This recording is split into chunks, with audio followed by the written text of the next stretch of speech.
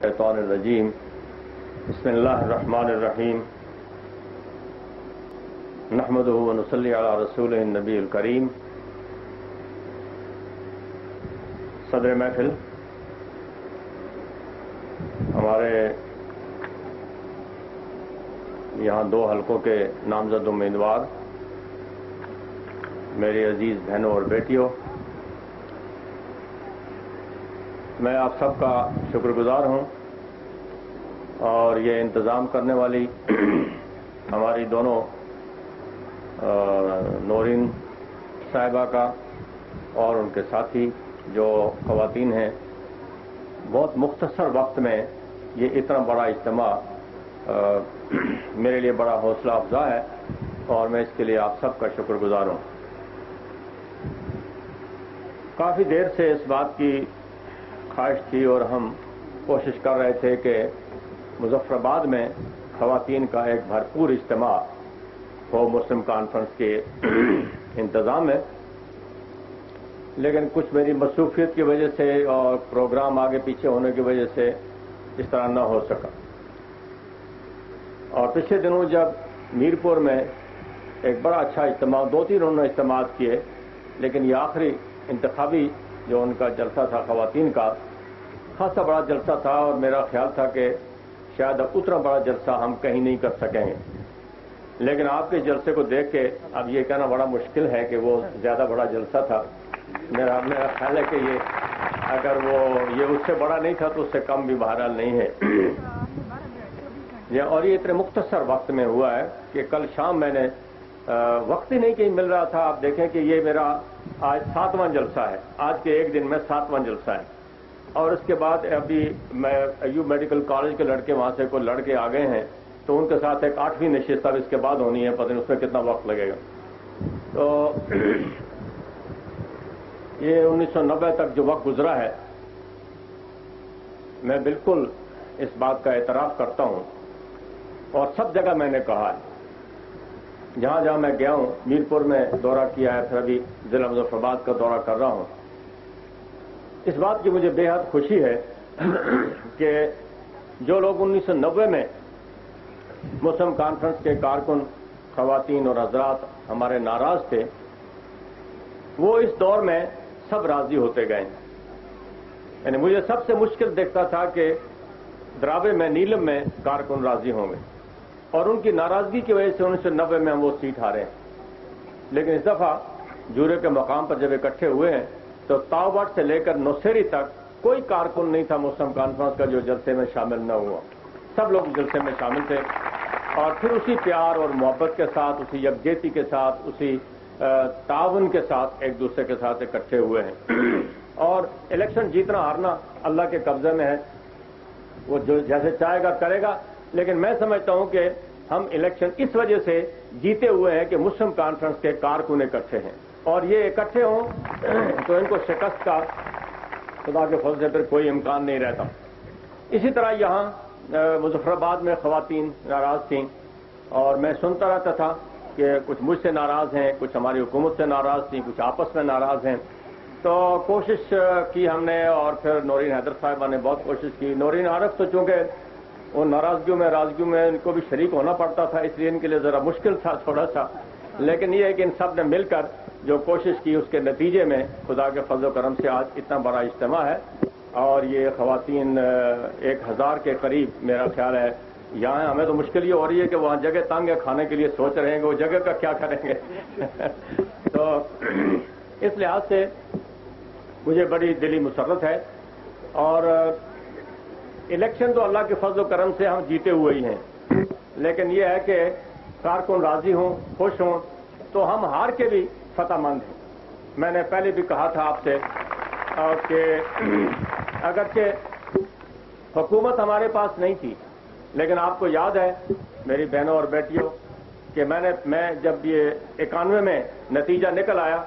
ہم حکومت نہیں بنا سکے، تو میں نے کہا تھا کہ اگرچہ حکومت ہمارے پاس نہیں ہے مگر سیاسی اقتدار مسلم کانفرنس کے پاس. اور آپ نے دیکھا کہ وہ حکومت 8-9 مہینے کے اندر ختم ہو گئی، نہیں چل سکی، اس لیے کہ سیاسی اقتدار ان کے پاس نہیں تھا، وہ مسلم کانفرنس کے پاس.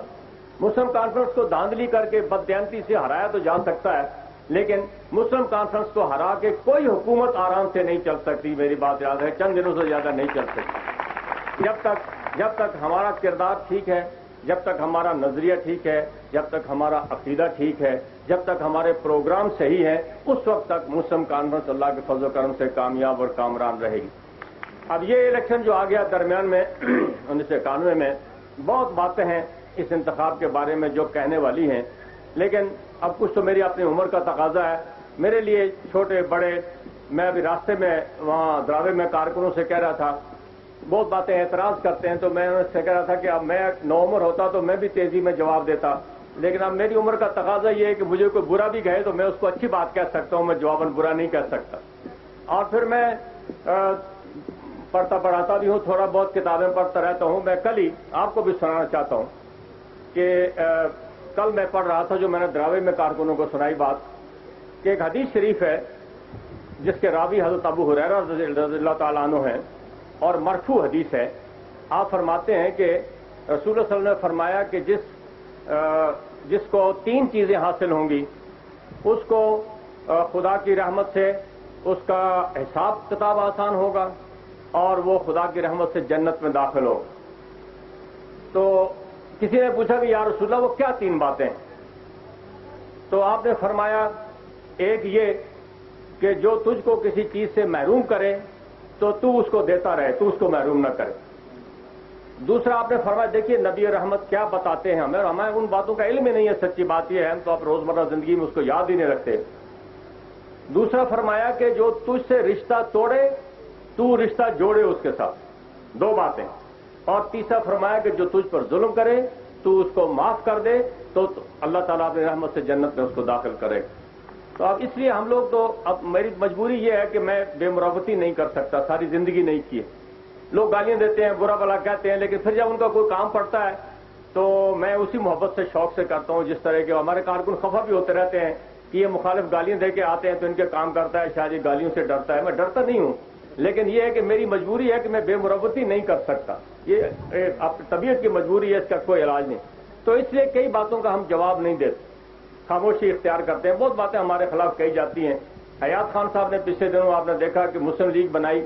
تو پہلا نیکی کا کام انہوں نے یہ کیا کہ انہوں نے کہا کہ سردار قیوم بھارت کا ایجنٹ ہے، یعنی یہ پہلا اعلان یہ کیا مسلم لیگ بنانے کے بعد۔ اب میں کیا جواب دوں ان باتوں کا؟ بتائیے، ایسی لغو باتوں کا کوئی کیا جواب دے سکتا ہے؟ اسی طرح بے شمار باتیں روزمرہ ہوتی ہیں ہمارے خلاف کہی جاتی ہیں، مگر ہمارا ضروری نہیں ہے کہ ہم ان کو جواب دیں، ہم اپنا کام کرتے رہیں تو بس یہ بات بہت ٹھیک ہے ہمارے لیے۔ اسی طرح خواتین، معزز خواتین، بہت اچھی بات اس بچی نے سپاس نامے میں کہی، اور سچی بات یہ ہے کہ میرا جی کرتا تھا کہ مسلم کانفرنس کے 200-400 کارکن موجود ہوتے تو اس بچی کی وہ بات سنتے جو اس نے سپاس نامے میں کہی کہ خواتین کی نظریاتی تربیت کرنی چاہیے۔ کسی میرے جلسے میں ان 40 سالوں میں کسی مسلم کانفرنس کے کارکن کو یہ توفیق نہیں ہوئی کہ وہ اپنے سپاس نامے میں یہ کہتا کہ ہمارا کوئی مطالبہ نہیں ہے، ہماری نظریاتی تربیت کرو۔ تو اس بچی کو اللہ تعالیٰ خوش رکھے، اور آپ لوگوں کو میں سمجھتا ہوں کہ مبارکباد، قابل مبارک ہیں آپ لوگ کہ آپ نے اس بات کا احساس کیا کہ بچیوں کی نظریاتی تربیت کی ضرورت ہے۔ ہماری بچیاں ہماری کوتاہی کی وجہ سے، اور بچے بھی، کہ ہم نے ان کی نظریاتی تربیت نہیں کی، اسی وجہ سے لوگ آج کوئی کس میں جماعت میں ہے، کوئی کس جماعت میں، کوئی کس جماعت میں، ہماری کوتاہی کی وجہ سے ہم ان کو بتا نہیں سکے، نظریاتی تربیت نہیں کر سکے۔ اور میں نے شاید پہلے بھی سنایا تھا کسی مجلس میں آپ کو کہ میرپور میں، کوٹلی میں بیٹھا ہوا تھا اور لڑکوں سے کچھ بحث ہو رہی تھی، این ایس ایف اور ایم ایس ایف کے بارے میں بحث ہو رہی تھی۔ تو میں نے ان لڑکوں سے کہا، کچھ این ایس ایف کے تھے، کچھ ایم ایس ایف کے، میں نے کہا دیکھو بیٹے، اور باتیں چھوڑ دو، بحثیں کون اچھا ہے کون برا ہے، لیکن صرف اتنی بات سمجھو اگر کہ جو نیشنل اسٹوڈنٹس فیڈریشن ہے اس کی بنیاد مہاتما گاندھی نے اور جواہر لال نہرو نے رکھی، اور مسلم اسٹوڈنٹس فیڈریشن کی بنیاد قائد اعظم محمد علی جناح نے رکھی۔ تو اب تم فیصلہ کر لو کہ کس کے ساتھ تم شامل ہونا چاہتے ہو۔ تو ہمارا ایک ساتھی جو آج کل سیشن جج ہے، وہ ان دنوں نیا سب جج بنا تھا، وہ بھی ایم ایس ایف میں رہا تھا، وہ آہستہ سے مجھے کان میں کہنے لگا کہ سردار صاحب یہ آپ ان کے ساتھ کیوں خفا ہوتے ہیں لڑکوں کے ساتھ؟ یہ تو مجھے بھی آج آپ سے سن کے پتہ لگا ہے کہ یہ بات، یعنی وہ ہماری طرف سے تربیت نہ ہونے کا یہ نتیجہ ہے کہ ہمارے بچوں کو معلوم نہیں ہے کہ وہ کیا کر رہے ہیں، بچیوں کو معلوم نہیں ہے کہ وہ کیا کر رہی ہیں، اپنے شوق سے کوئی کہیں ہے کوئی کہیں ہے۔ اگر یہ باتیں ہم सिखाते बताते लोगों को कि क्या है, तो आज खुदा के फजल से, लेकिन इसकी मैंने अपने तौर पर बहुत कोशिश इस दौर के अंदर की है कि गुफ्तगू में, तकरीरों में, तहरीरों में जो कुछ हम कर सकते थे, लेकिन बाकायदा एक सिस्टम के तहत हम उनको तरबियत नहीं दे सकते। ये अल्लाह का बड़ा करम है, जिसके बावजूद मुस्लिम कॉन्फ्रेंस में बड़े जबरदस्त नजरियाती कारकुन हैं। ये कितना इख्तलाफ था, आप देखें यहाँ ये टिकट पर कितना इख्तलाफ था शहर में, लेकिन वो रिजॉल्व हो गया। ये नंबर 2 हल्के में कितना इख्तलाफ था, वो कल रिजॉल्व हो गया, आज शाम को वो रिजॉल्व हो गया। हर जगह बड़ा सख्त इख्तलाफ था, लेकिन सब लोग चूंकि एक नजरिए पर लौट के आ जाते हैं, इसलिए अपने इख्तलाफात भी खत्म हो जाते हैं। और मैं उन सब का शुक्रिया अदा करता हूं, उन कारकुनों का, उनको मुबारकबाद देता हूं जिन्होंने के दरखास्तें दी हुई थी और अब दरखास्तें वापस ले ली और मुस्लिम कॉन्फ्रेंस के टिकट की वो हिमायत कर रहे हैं। मैंने कुछ आपको भी कहना चाहता हूं, क्योंकि सबका ताल्लुक औरतों और मर्दों का कहीं ना कहीं कोई बाप है, कोई बेटा है, कोई शौहर है, कुछ ताल्लुक है। तो ये बताना चाहता हूं कि जिनको टिकट नहीं मिले हैं, इसका ये मतलब बिल्कुल नहीं है कि उनमें अहलियत नहीं थी, सलाहियत नहीं थी, उनका हक नहीं था। ये सब बातें थी, लेकिन उसके बावजूद हमने न्याय दयानतदारी से, ईमानदारी से, जो कुछ हमारे पास दयानतदारी ईमानदारी है, हमने कोई लिहाज नहीं किया, कोई तरफदारी नहीं की, कोई पार्टीबाजी नहीं की। हमने नेक नियति से टिकट दिए हैं। उनमें गलती हो सकती है, हम फरिश्ते नहीं है, इंसान है, गलती कर सकते हैं, लेकिन उसमें हमारी नीयत को कोई दखल नहीं है कि नियतन हमने किसी के साथ कोई ज्यादती नहीं की। तो जो कुछ हुआ अब उसका साथ देना चाहिए। और बहुत अच्छी बात कही है इरफान साहब ने कि ये मैंने ही शुरू की थी इन दिनों, पिछले दिनों, कि ये हमको जागीर नहीं बनने देंगे जो टिकट किसी को दे देते। एक दफा दे दिया तो बस उस पर बैठ गया कि अब दूसरी दफा भी दो, तीसरी दफा भी दो, ये नहीं करने देंगे। आइंदा हम देखेंगे कि ज्यादा से ज्यादा 2 मरतबा एक आदमी अगर कामयाब हो सकता है तो उसको टिकट दिया जाए ज्यादा से ज्यादा, वरना यह कि दूसरे के लिए जगह खाली करे, मेहनत करे, कोशिश करे, ताकि हमारे और कारकुनों को तरबियत मिले। और फिर ये कि तरबियत के अलावा ये जो लोग हुकूमत में चले जाते हैं, ये जब तक लौट कर जमात में न आए, फिर ये सब लोग हुकूमत की तरफ रुख करते हैं, जमात अंदर से खाली हो जाती है। इसलिए मेरी ख्वाहिश ये है कि जो लोग हुकूमत में जाएं, वजीर बने, वजीर आजम बने, प्रेसिडेंट बने, कुछ बने, मेंबर बने, वो लौट कर जमात में आए, कुछ अर्सा जमात में काम करें और फिर दोबारा टिकट के लिए अप्लाई करें। तो इस तरीके से जमात का निजाम चलता रहेगा, क्योंकि जरूरी नहीं है कि रईसुल इराक चौधरी गुलाम अब्बास थे तो उनके बाद मुझे खुदा ने मौका दिया काम करने का। जरूरी नहीं है कि सब लोग इस सिलसिले को कायम रख सकें। ये सिलसिला किसी वक्त टूट सकता है और सारी दुनिया में होता है, ये इंसानी दुनिया है, इसमें ऐसे ही होता है, लेकिन वो सिलसिला कायम रहेगा अगर ये सब कारकुन इस तरह इस सर्कल में जमात में भी रहेंगे, फिर हुकूमत में भी रहेंगे, फिर जमात में आएंगे, तो इस तरीके से फिर वो निजाम, जमाती निजाम जो है वो कायम रहेगा। हमने इस दफा कोशिश की मौजूद खवातीन के कारकुनों से मशवरा करके जिले की सतह पर, हम हलकों में नहीं जा सके, वो हमारी मजबूरी थी, टाइम नहीं था, वक्त नहीं था। वक्त होता तो मैं हर हलके में कमेटी बनाता, उस कमेटी से मशवरा कर, लेकिन वो हम नहीं कर सकते। तो जिले की सतह पर हमने कमेटियां बनाई और उन कमेटियों के मशवरे से, सिवाय 1-2 जगह के जहां हमने उससे डिपार्चर किया, थोड़े से हटे हैं, बाकी तमाम जगह हमने कमेटियों के कारकुनों के मशवरे से टिकट जारी किए। और आइंदा हम इस चीज का भी इंशाअल्लाह एहतमाम करेंगे। आपको भी बताना चाहता हूं कि हर हलके में खवातीन कारकुनों पर मुश्तमिल और मर्द कारकुनों पर मुश्तमिल जमात की कमेटियां बना देंगे, कमेटियां तशकील कर देंगे, ताकि जो काम है उस हलके से मुताल्लिक, जो खवातीन के मुताल्लिक काम है वो उन खवातीन कारकुनों के मशवरे से होगा और जो मर्दों के मुताल्लिक है उन मर्द कारकुनों के मशवरे से होगा, ताकि इस तरह किसी की एक आदमी की जिम्मेदारी नहीं हो कि वो खराबी करता है या अच्छाई करता है, फिर उसके पीछे फिर शोर पड़ता है। तो इस तरह हम इंशाअल्लाह आने वाले वक्त में कोशिश करेंगे कि मेरी तो कोशिश ये रही है इस दौर में कि मेरी मौजूदगी में हम मेरे अलावा और लोगों को तरबियत दें और उसके लिए तैयारी करें। लेकिन पिछले तजर्बे से कुछ ऐसी खराबी बीच में हुई कि जिसके नतीजे में बहुत मायूसी और बददिली पैदा हुई और हर जगह लोगों की ये ख्वाहिश है, इस ख्याल का उन्होंने इजहार किया है कि मैं वजीर आजम बनूं। मुझे कोई शौक वजारत उज़्मा का नहीं है, सदर मेरे नजदीक बड़ा ओहदा है वजारत उज़्मा के मुकाबले में, लेकिन और मेरी सेहत और उम्र का भी तकाजा ये नहीं है कि मैं उतनी दौड़ धूप करूं जितना मैं करता हूं। लेकिन अब जब मुझे लोग चलते, आज 7वां जलसा करके हम आए हैं, कुछ 100-150 मील सफर करके आए हैं, تو لوگ کہتے ہیں تم تو بالکل ٹھیک ٹھاک ہو، اتنا سفر کر سکتے ہو تو اور کیوں نہیں تھوڑا سا کام کرتے؟ ہمارے یہاں مزاج بھی یہ ہے کہ جو کام کرتا رہے اسی کا تو ہی کرتا رہے، بس ہم آرام سے بیٹھیں گے، یہ بھی ہمارے ملک کا مزاج ہے اصل میں۔ تو لیکن میں انشاءاللہ کوشش کروں گا کہ اگر زیادہ وقت تک نہیں تو کچھ وقت کم از کم مسلم کانفرنس کی پھر ایک دفعہ صفوں کو منظم کیا جائے۔ اس حکومت کو جس کا حلیہ بگڑ گیا ہے، سچی بات یہ ہے کہ آزاد کشمیر میں اس 10 مہینے میں حکومت رہی کوئی نہیں، یعنی حکومت کا نام بھی اس کو نہیں دے سکتے کہ یہ حکومت ہے، یہ چنڈال چوکڑی ہے، یہ کوئی لٹیروں کا کوئی گروہ ہے، کیا چیز ہے اس کا کچھ پتہ نہیں، نام نہیں لے سکتے کیا چیز ہے یہ۔ یعنی میں سمجھتا ہوں کہ ایسی زیادتی اور ظلم اپنے ساتھ کوئی نہیں کرتا جو اس 10 مہینے کے اندر ان لوگوں نے حکومت میں کے نام پر بیٹھ کے کی ہے۔ اب اس حکومت کو جب تک پوری طرح کوئی طاقتور سوار اس پر بیٹھ کر اس کے لگامیں نہیں کھینچے گا اور اس گھوڑے کو صحیح راستے پر نہیں موڑے گا، اب یہ آوارہ ہو گیا گھوڑا، اب یہ صحیح راستے پر نہیں آ سکتا۔ تو اس لیے شاید ہو سکتا ہے کہ مجھے جو اللہ نے صلاحیت دی ہے، جو سمجھ دی ہے، جو عقل دی ہے، جو فراست دی ہے، اس کی بنیاد پر میں کوشش کروں کہ اس بے لگام گھوڑے کو پھر ہم ایک دفعہ سیدھے راستے پر ہم لا سکیں، تاکہ لوگوں کے کام بھی ہو، لوگوں کی عزت ہو۔ ہمارے سارے کسی علاقے میں کارکنوں کی عزت نفس باقی نہیں رہی، غریب آدمی کی بات کوئی سنتا ہی نہیں ہے، سرکاری ملازمین کو دلچسپی نہیں ہے کہ غریب کون ہے اور کیا کہتا ہے اور کیا نہیں کہتا ہے۔ تو اس لیے اور وہ غریب لوگ جہاں میں جاتا ہوں ہجوم کر کے میرے پاس آ جاتے ہیں۔ اب ان کا کوئی سننے والا ہو تو میرے پاس کیوں ہے؟ اگر لوگ اپنا کام کرتے سرکاری ملازم، وہی 70 کا زمانہ تھا، مجھے یاد ہے کہ شروع 6 مہینے کو چھوڑ کر باقی کوئی آدمی درخواست لے کے میرے پاس نہیں آتا تھا، اس لیے کہ ان کو پتا تھا ملازمین کو کہ درخواست لے کے آئیں گے تو صدر قیوم پوچھے گا کہ تم نے کیوں نہیں اس کا کام پہلے سے کر دیا تھا، یہ میرے پاس کیوں آیا؟ تو اس کا کام کرتے تھے جا کے دوڑ دھوپ کا۔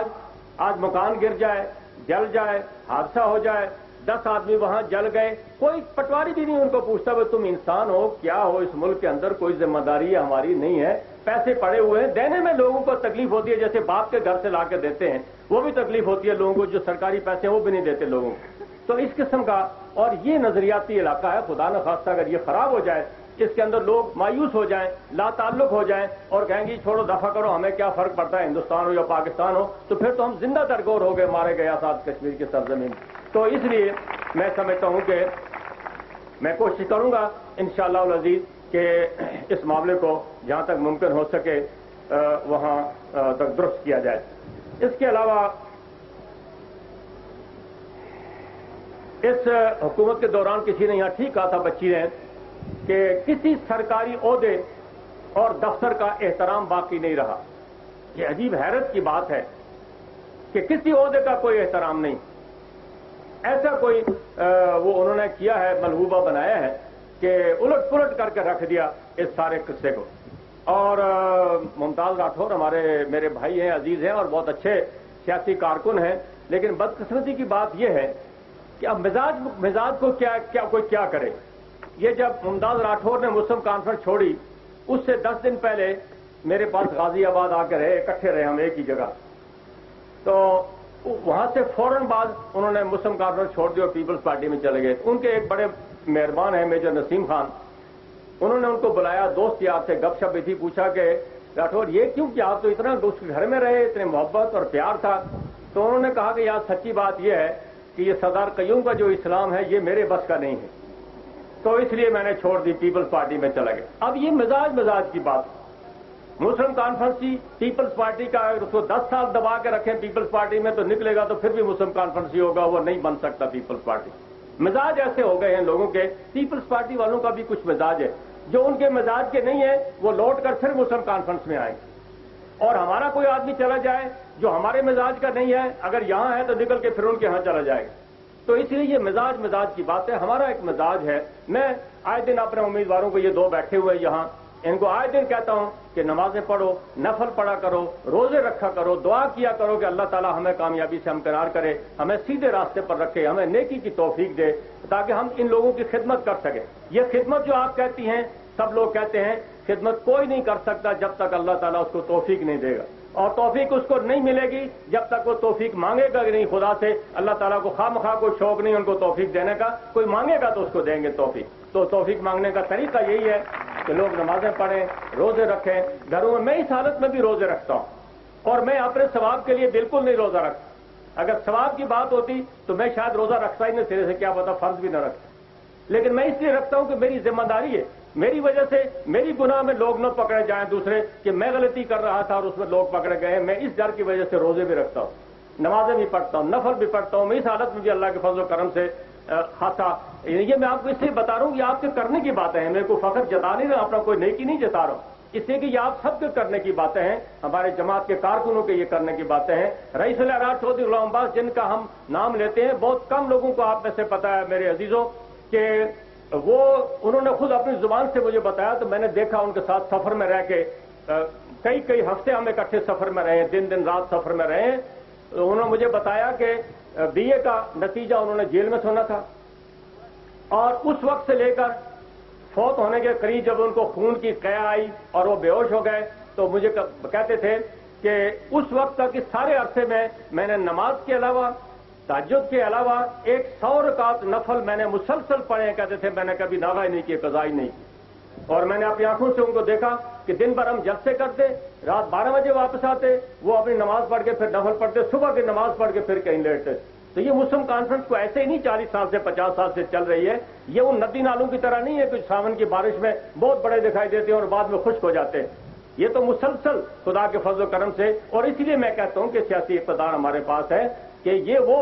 دریا ہے جو خشک ہوتا ہی نہیں ہے، یہ ندی نالوں کی طرح نہیں ہے، وہ کوئی پیپلز پارٹی کا طوفان آیا، کوئی کس کا طوفان آیا، کوئی کس کا طوفان آیا اور سب چھٹ گئے، پیپلز پارٹی پاکستان میں ختم ہو گئی اپنی بدعمالیوں کی وجہ سے، ہمارا کوئی گناہ نہیں ہے، اس کسی اور کو کوئی قصور نہیں ہے۔ اور آزاد کشمیر میں خود راٹھور صاحب نے جو سرٹیفکیٹ دیا ہے اپنی جماعت کو کہ انہوں نے ان کی، اور بھٹو صاحب یہیں آ کر سرٹیفکیٹ دے گئے تھے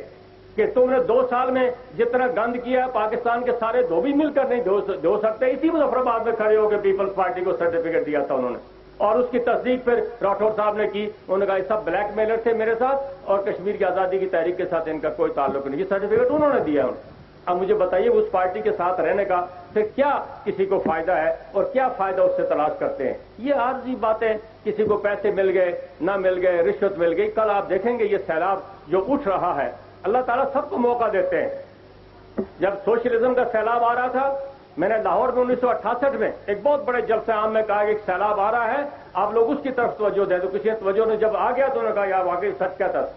بات یہ کہ اس وقت بڑی کشمکش ہے پاکستان میں اسلامائزیشن کی اور اینٹی اسلام قوتوں کی، ساری دنیا میں یہ کشمکش ہے، ہم لوگ آزمائش میں بھی ہیں اور اللہ تعالیٰ کی مہربانی بھی ہے کہ ہم اسلام کا نام لیتے ہیں، کوئی بہت بڑا کام ہم اسلام کے لیے نہیں کر سکے، لیکن خدا کے فضل و کرم سے ہم رسول اللہ کا کلمہ پڑھتے ہیں، نام لیتے ہیں، نیک نیتی سے لیتے ہیں، اپنی گنہگاری کے باوجود، اپنی بدعمالیوں کے باوجود نیک نیتی سے نام لیتے ہیں، اور انشاءاللہ العزیز یہ جو سیلاب اس وقت آ رہا ہے آزاد کشمیر سے ہی اٹھے گا، اس وقت بھی یہیں سے اٹھا تھا، اس وقت بھی اٹھے گا، اور انشاءاللہ یہ اتنا بڑا اجتماع جو ہے خواتین کا، یہی اس بات کی دلیل ہے کہ یہاں مظفر آباد میں کیا صورتحال ہے الیکشن کی۔ میں باقی جگہ بھی اجتماعات دیکھ آیا ہوں، کارکنوں کی ہمدردیاں دیکھتا ہوں، جب اللہ تعالیٰ کسی کو فتح مند کرنا چاہتے ہیں، اس کو کامیاب کرنا چاہتے ہیں، تو اس کی علامت یہی ہوتی ہے کہ لوگوں کے دلوں کو جوڑ دیتے ہیں، اور اس وقت ہر طرف میرپور میں گیا ہوں تو پشتوں کی ناراضگیاں لوگوں نے 1 منٹ کے اندر بیٹھے میرے ساتھ، میں نے کہا یار چھوڑو بھول جاؤ جو ماضی میں ہوا ہے، اب بیٹھ کے ہم ٹھیک کرتے ہیں۔ یہ بچی یہاں میرے سامنے موجود ہے، مسز تنویر، ان کو پتا ہے کہ کتنی ناراضگی اور تلخی تھی وہاں برادری کی سطح پر، لیکن 2 منٹ نہیں لگے ہمیں ریزالو کرنے میں، شاید 2 سال میں بھی ہم نہ کر سکتے بیٹھ کر کے۔ تو یہ اللہ تعالیٰ جب مہربانی کرنے لگتے ہیں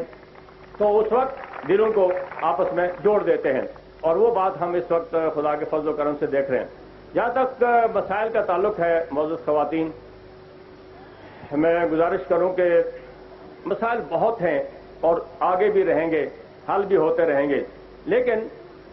مسائل کے حل کرنے میں بھی اگر اللہ تعالیٰ برکت ڈالیں تو تھوڑی کوشش سے زیادہ مسائل حل ہو جاتے ہیں، اور برکت نہ دیں تو اس 10 مہینے میں 1 ارب روپیہ خرچ ہوا ہے، لیکن میرا خیال ہے اس کا کوئی نشان زمین پر نہیں ملتا کہ کہاں چلا گیا، وہ کوئی زمین کھا گئی، اس کو کیا ہو گیا سمجھ میں نہیں آتا، اس لیے کہ بے برکتی ہے، نیتیں ٹھیک نہیں ہیں۔ 70-75 کے دوران 13 کروڑ روپیہ ہم نے خرچ کیا تھا، آج بھی اس کے نشانات ملتے ہیں، جہاں میں جاتا ہوں کہتے ہیں سردار قیوم یہ تمہارا دیا ہوا اسکول ہے، یہ تمہاری دی ہوئی ڈسپینسری ہے، یہ تمہارا، حالانکہ اس وقت ہمارے پاس تھا ہی کچھ، 13 کروڑ روپیہ کیا ہوتا ہے، لیکن اس کے بعد اربوں روپے خرچ ہوئے ہیں، اور کام ہماری حکومت نے 5 سال میں تھوڑا نہیں کیا. سچی بات یہ ہے کہ کام کا اگر حساب لگائیں بہت کیا, لیکن کام کرنے کے بعد ہمارے کارکن راضی نہیں تھے. انہوں نے کہا دفع کرو, کیا تو کیا, نہیں کیا کیا, ہمیں کیا اس سے تو پتہ ہی نہیں لگتا کہ ہم نے کچھ کیا ہے کہ نہیں کیا. کارکن راضی نہیں تھے, جو جن کو کہنا چاہیے تھا کہ کام ہوا ہے وہ کہتے تھے نہیں ہوا, تو بس نہیں ہوا. تو اس لیے یہ اللہ تعالیٰ کی مہربانی سے مسائل کا بھی حل ہوگا. خواتین کے خاص طور پر ہماری جو پڑھی لکھی بچیاں ہیں ان کا بڑا مسئلہ ہے ان کے روزگار کا, نوکری کا. پڑھی لکھی بچیاں آپ جا کے گھاس بھی نہیں کاٹ سکتی, لکڑی بھی نہیں لا سکتی جنگل سے, پانی بھی نہیں لا سکتی. اب تو سارا نظام بدلتا جا رہا ہے. جو پہلے ہوا کرتا تھا ہمارے گھروں میں تو سب یہی کرتے تھے. میں خود اپنی بیوی کے ساتھ جا کے گھاس کاٹتا تھا. یہ اس میں 1948 کے بعد کئی سال کاٹتے رہے. میں اب بھی گھر میں جاتا ہوں تو اپنے گھر والوں کے ساتھ بیٹھ کے کام کرتا ہوں, کچن میں کام کرتا ہوں, گھر میں کام کرتا ہوں. مگر وہ مزاج اب لوگوں کا نہیں رہا. اب لوگ تو مزاج اپنے جوتے بھی چاہتے ہیں کہ کوئی آپ کے تسمے باندھ دے تو ہمیں ہاتھ نہ ہلانا پڑے. اب تو اس طرح کا مزاج ہوتا جا رہا ہے. تو ہماری جو پڑھی لکھی بچیاں ہیں ان کا بڑا مسئلہ ہے ان کے کاروبار کا, ان کے روزگار کا. اور اس کے لیے خاص طور پر ہمیں آئندہ منصوبہ بندی کر کے اہتمام کرنا پڑے گا, خاص طور پر اہتمام کرنا پڑے گا. اور ایک تو یہ ہے کہ وہ نورین صاحبہ نے بہت اچھی نشاندہی کی ہے. ہم اپنی جگہ یہ سوچ رہے ہیں کہ ہم خواتین کی صرف سوشل ویلفیئر کی نہیں بلکہ ایک پوری منسٹری, ایک پوری وزارت خواتین کی قائم کریں گے کہ جو مختلف شعبوں کو خواتین سے تعلق رکھنے والے شعبوں پر حاوی ہو. اور ان کے ساتھ مثلا یہ گھریلو دستکاری ہے, بے شمار کام ہے جو ہماری خواتین پڑھی لکھی بچیاں 1 گھنٹہ 1.5 گھنٹہ فارغ ہوں تو وہ کر سکتی ہیں. یہ میں پچھلے دنوں یہاں گیا تھا پنجاب میں ایک جگہ, تو میں نے دیکھا کہ وہ گھریلو دستکاری میں نے دیکھی کہ وہ 50 لاکھ روپے کی روزانہ ایکسپورٹ کرتے ہیں وہاں سے. گاؤں میں بیٹھ کر بچیاں فارغ ہوتی ہیں تو گھروں میں کچھ بناتی ہیں اور 50 لاکھ روپے کی روزانہ ایکسپورٹ ہوتی ہے. تو یہ اگر ہمارے ہاں اس کی باقاعدہ تربیت دی جائے, انتظام کیا جائے تو کوئی مشکل نہیں. پہاڑوں میں بیٹھی ہوئی بچی اپنے گھروں میں آدھا گھنٹہ کام کیا اور سارے خاندان کا خرچ نکل سکتا ہے, اس سے کوئی پریشانی نہیں ہوگی, کچھ نہیں ہوگا. تو اس طرح خواتین کے لیے کام کرنے کی ضرورت ہے. پھر یہ ہے کہ خواتین کو تعلیم کے شعبے میں خاص طور پر پرائمری اسکول تک, میرا خیال ہی اگر میرے بس لگا, پتہ نہیں کیونکہ میں جو باتیں کہتا ہوں بعض لوگوں کی 10 سال بعد سمجھ میں آتی ہیں, یہ بھی بڑی مشکل ہوتی ہے, سمجھ میں نہیں آتی باتیں کہ میں کیا کہہ رہا ہوں, کیونکہ بے وقت ہوتی ہیں باتیں, وہ آگے پیچھے ہو جاتی ہیں. تو میری کوشش یہ ہوگی کہ ہم پرائمری اسکولوں تک بچیاں اور بچے سب استانیوں کی نگرانی میں ہوں, کیونکہ پرائمری کلاسز تک استانیاں جتنا پڑھا سکتی ہیں محبت سے, پیار سے. ہمارے استاد پڑھاتے نہیں ہیں, ان پڑھ ہوتے ہیں خود بھی اور پڑھانا بھی نہیں آتا, دلچسپی بھی نہیں لیتے. نتیجہ یہ ہے کہ ہم ایک ان پڑھوں کی ایک نسل پیدا کر رہے ہیں جو 5ویں تک ان پڑھ ہوتے ہیں, پھر 10ویں تک ان پڑھ ہوتے ہیں, پھر آگے جا کے وہ جعلی ڈگریاں لے کر چلے آتے ہیں اور اس کے سوا چارہ کچھ نہیں ہوتا. سچی بات یہ ہے کہ کسی کو نہ اردو بولنی آتی ہے نہ انگریزی بولنی آتی ہے. بہت کم لوگ ہیں جو خود محنت کر کے کوشش کر کے پڑھتے ہیں, ورنہ اسکولوں اور کالجوں کی بنیاد پر کسی کو کچھ آتا جاتا نہیں ہے صرف. تو اس لیے اور استاد بھی بدقسمتی سے آپ جس کو کچھ آتا ہے استاد کو وہ ٹیوشن پڑھانے بیٹھ جاتا ہے, اس کو 10,000 روپے ماہوار ملتے ہیں, اس کو کیا پڑھی ہوئی ہے کہ 2,000 روپے کے لیے 1,500 روپے کے لیے اتنا وقت اپنا ضائع کرے. تو اس طرح ایک نظام ہی سارا خراب ہو گیا ہے. ہم کوشش کریں گے کہ اس نظام کو درست کریں اور خواتین کو ان کا اپنا صحیح مقام ملے. البتہ میں یہ بھی آپ سے گزارش کروں گا کہ خواتین سے بھی یہ آپ کی جو تنظیم ہے اس کو دیکھ کے مجھے ڈر لگتا ہے کہ کہیں آپ سیاست پر ہی قبضہ نہ کرنا چاہتی ہوں. ابھی اس کی کوشش نہ کریں, ابھی اس پہ ہمیں کام کرنے دیں. جب کوئی نہیں رہے گا ہم میں سے تو پھر خود بخود میدان آپ کے ہاتھ میں آ جائے گا, اس کی کوئی فکر کی بات نہیں ہے. لیکن یہ ہے کہ جو کام ہماری خواتین کا ہے, جو مقام خدا اس کے رسول نے خواتین کو دیا ہے, اور جو عزت کا مقام اللہ اور اس کے رسول نے دیا ہے, اس سے بڑے کوئی مقام ہو نہیں سکتا. انسان سوچ بھی نہیں سکتا کہ کیا اللہ تعالیٰ نے خواتین کو کیا عزت کا مقام عطا کیا ہے. اس کے لیے کوشش کریں, گھروں میں بچوں کو دین سکھائیں, خود دین سیکھیں, دین پر عمل کریں, تو انشاءاللہ یہ ہمارا معاشرہ جو ہے یہ خدا کے فضل و کرم سے بہت بہتر معاشرہ ثابت ہوگا. اور پھر اہل کشمیر نے جو کردار ادا کرنا ہے, وہ کشمیری آج 40 سال ہندوستان ان کی تربیت کرتا رہا دین کے خلاف, اسلام کے خلاف, پاکستان کے خلاف, لیکن آج اس کشمیری نے وہ ساری 40 سالہ تربیت بھلا کر آج وہ میدان میں اسلام کے نام پر نکل آئے. ابھی میں تنی میں وہاں رات کو ان کے ساتھ مجاہدین کے جو کمانڈر ہیں ان کے ساتھ میں بیٹھا ہوا تھا. सब नमाजी, सब अल्लाह अल्लाह करने वाले, सब कुरान पढ़ते हैं, वक्त आता है तो सारे सफ पसफ। और ये मुजाहिदीन जो सफ पसफ अल्लाह के हुजूर में सजदा करते हैं, इनको कोई शिकस्त नहीं दे सकता। और ये वो बात है जिसका कश्मीर तकाजा करता है कि कश्मीर में ही आया इस्लाम की तहरीक,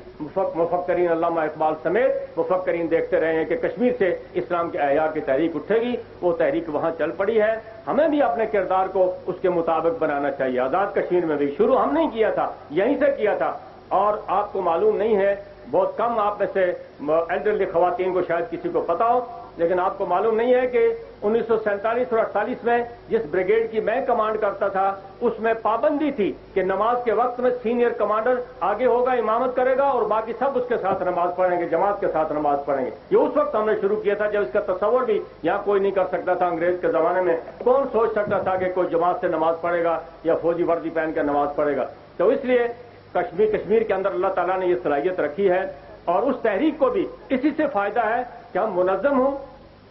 मरबूत हों और हमारा अकीदा ठीक हो और उस जमात के साथ मुंसलिक हों जिस जमात का रुख सही तरफ है। आज मुस्लिम कॉन्फ्रेंस का एक वहां से आया और रहनुमा हमारे साथ जहां सफर में भी मौजूद है, वहां भी मुस्लिम कॉन्फ्रेंस है, जमात इस्लामी है, पीपल्स लीग है और जमातें हैं जो काम कर रही हैं। मुस्लिम कॉन्फ्रेंस का भी अपना एक काम है, खुदा के फजल करम से वो हम करते रहेंगे। और इसी के साथ मैं गुलरुख साहिबा का भी शुक्रिया अदा करता हूं कि उन्होंने मुस्लिम कॉन्फ्रेंस में शमूलियत इख्तियार की। मैं तो समझता हूं कि उन तमाम खवातीन को और मर्दों को जिनका नजरिया वही है जो हमारा नजरिया है, जिनका अकीदा वही है जो हमारा अकीदा है, जिनका प्रोग्राम हमारे प्रोग्राम से जिनका प्रोग्राम मुत्तफिक है, उनको मुस्लिम कॉन्फ्रेंस में शामिल होना चाहिए। ये इंतखाब की बात हो या नो, हम इंतखाब न भी लड़ रहे हों तो हम कश्मीर की आज़ादी के लिए काम करते हैं, हम इस्लामाइजेशन के लिए काम करते हैं, पाकिस्तान के साथ यकजहती के लिए काम करते हैं, कि मुसलसल हम काम करते रहे हैं। तो मैं उनका भी शुक्रिया अदा करता हूं और बाकी खवातीन को भी, और आपसे भी कहता हूं, मुस्लिम कॉन्फ्रेंस की खवातीन से भी कहता हूं, मुस्लिम कॉन्फ्रेंस थोड़े से मुतासब भी हैं, मुझे माफ करेंगे आप लोग, पता नहीं आपका खवातीन का तो पता नहीं, मर्दों का मुझे पता है कि वो किसी और को शामिल नहीं होने देते अपने अंदर। तो मैं आपसे कहता हूं कि जिन लोगों के साथ कोई चीज मुश्तरक है, कदर मुश्तरक है, उनको आप जोर से जाके समझा के, बुझा के, मिन्नत करके उनको अपने साथ शामिल करें। इलेक्शन की बात की वजह से मैं बिल्कुल नहीं कह रहा हूं, आप यकीन करें, मैं मुस्तकबिल की उस जिम्मेदारी की वजह से कह रहा हूं जो जिम्मेदारी हमारे सर पर है और जिसको निभाना हमारी जिम्मेदारी है, उसकी वजह से मैं ये बातें आपकी खिदमत में गुजारिश कर रहा हूं। मुझे उम्मीद है कि अब खाने का वक्त तो चला ही गया है मेरा ख्याल है, तो लेकिन ये कि फिर भी थोड़ा बहुत कुछ करेंगे। खाने में हमारी दिक्कत ये है कि जगह तंग है। आप खुद थोड़ा सा मुझे उम्मीद है कि आपको तो कहने की जरूरत नहीं, क्योंकि अदब तो आप ही सिखाती हैं बच्चों से मर्दों को, तो मैं आपको क्या सिखाऊंगा। लेकिन ये कि थोड़ा सा हौसले से, इत्मीनान से खाएंगी तो जगह तंग है, उसका गुजारा हो जाएगा। खाना वाना बहुत अल्लाह के फजल करम से, और मुझे इसकी भी खुशी है कि हम कई दफा कोशिश हमने की और कभी 10, 20, 30, 50 खवातीन बुलाई, इस तरह इकट्ठा इज्तिमा नहीं हुआ और मेरी इस जल्दी में इस प्रोग्राम की वजह से थोड़ी सी दिक्कत हो गई है। लेकिन मुझे उम्मीद है कि आप उसको नजरअंदाज करके तो खाने में हमारे साथ शरीक होंगी। और अब आपके साथ मुलाकात इंशाअल्लाह 29 जून के बाद होगी, खुदा ने चाहा तो इंतखाब के बाद होगी, उससे पहले तो फिर मैं यहाँ से निकल जाऊंगा। तो मैं वापस शायद 28 जून को मैंने फैसलाबाद से जंग से उस दिन वापस सफर करना है। तो मैं सारा ये जो अरसा ईद का दिन भी मैं पता नहीं कराची में हूँ या कहाँ गुजारूंगा, वो भी बीच में प्रोग्राम में आ गया है, इसी के जलसों के प्रोग्राम में यहाँ शामिल हो गया है। तो आपका फिर एक बार शुक्रिया अदा करता हूँ। अल्लाह ताला हम सबको तौफीक अता फरमाए कि हम अपने ये नेक मकासद हैं उनके लिए काम कर सकें। और आप सब ख्वातीन का, कारकुनों का जिन्होंने इसका इंतजाम किया, आप जो तशरीफ लाई हैं, आप सबका शुक्रिया अदा करता हूँ। आपको दावाना अल्हम्दुलिल्लाह।